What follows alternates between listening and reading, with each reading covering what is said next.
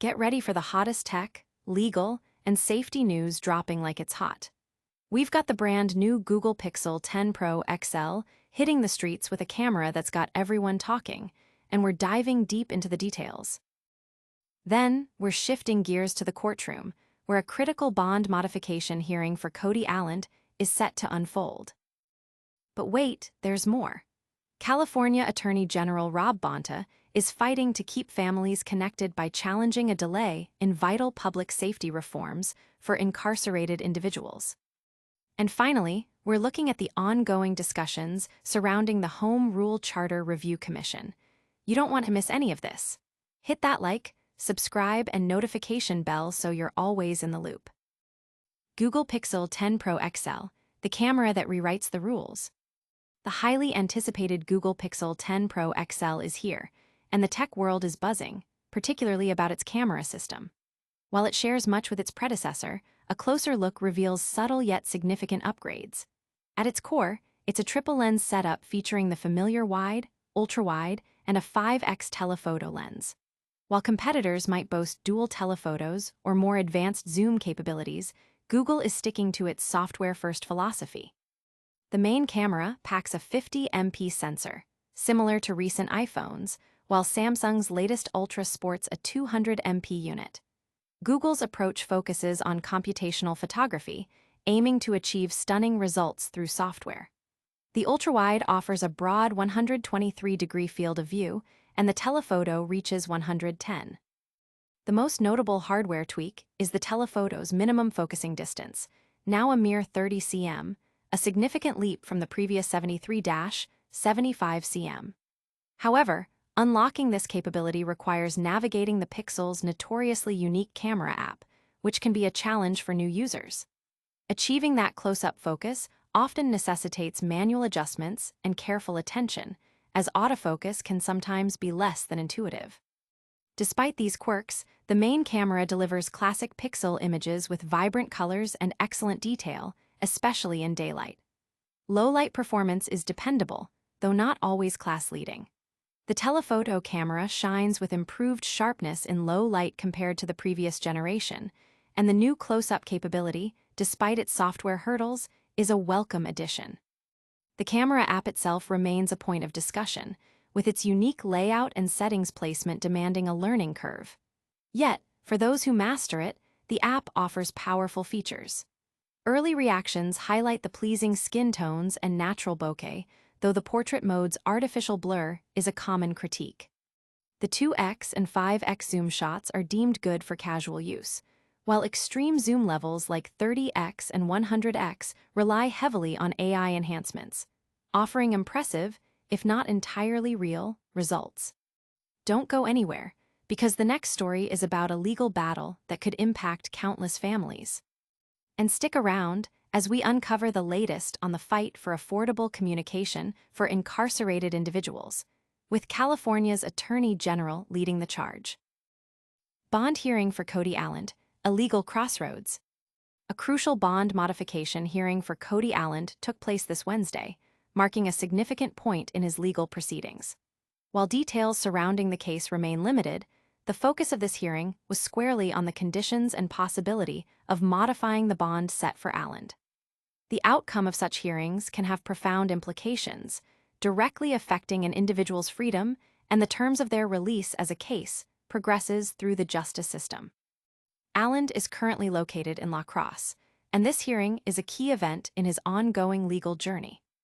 This development underscores the intricate nature of the legal system and the importance of bond hearings in determining the path forward for those involved in court cases. But the legal drama doesn't stop there. We're heading to California next, where a major public safety reform is facing unexpected roadblocks. And you won't believe the fight Attorney General Rob Bonta is putting up to ensure families can stay connected. Public safety reform halted, families fight for connection.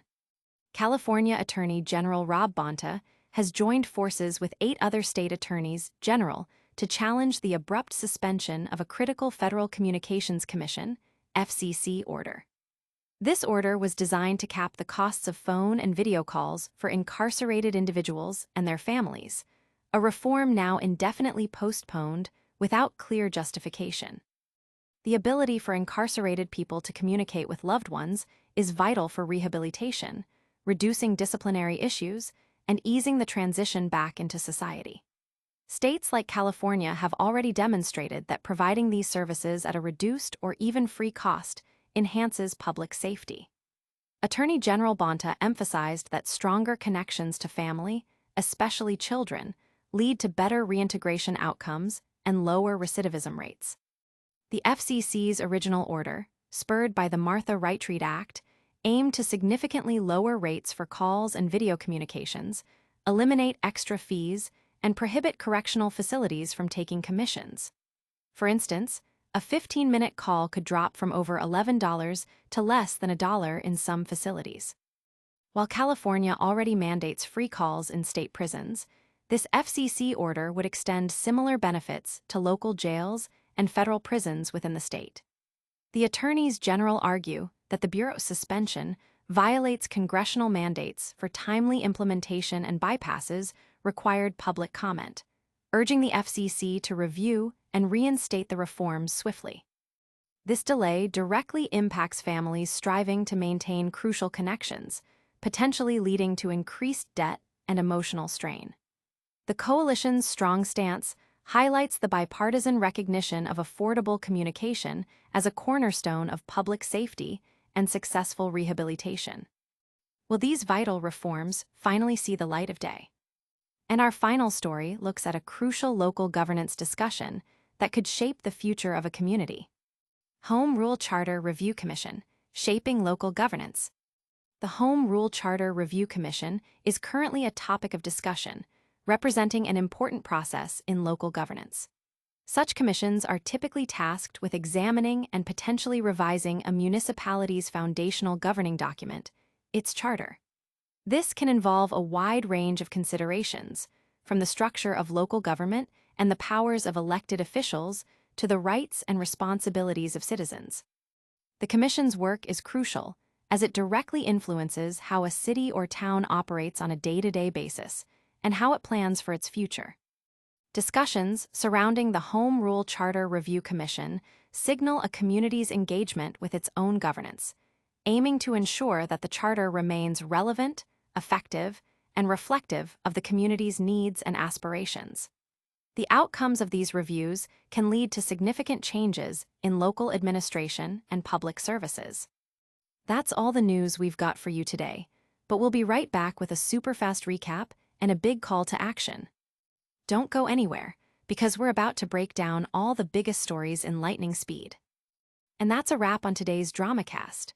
We've seen the Google Pixel 10 Pro XL push camera boundaries, a key bond hearing for Cody Alland, Attorney General Bonta's fight for inmate communication rights, and the ongoing work of the Home Rule Charter Review Commission. Don't forget to like this video, subscribe to DramaCast for all your essential updates, hit that notification bell so you never miss a beat, and let us know your thoughts in the comments below. Follow us on all social platforms to stay connected. We'll see you in the next one.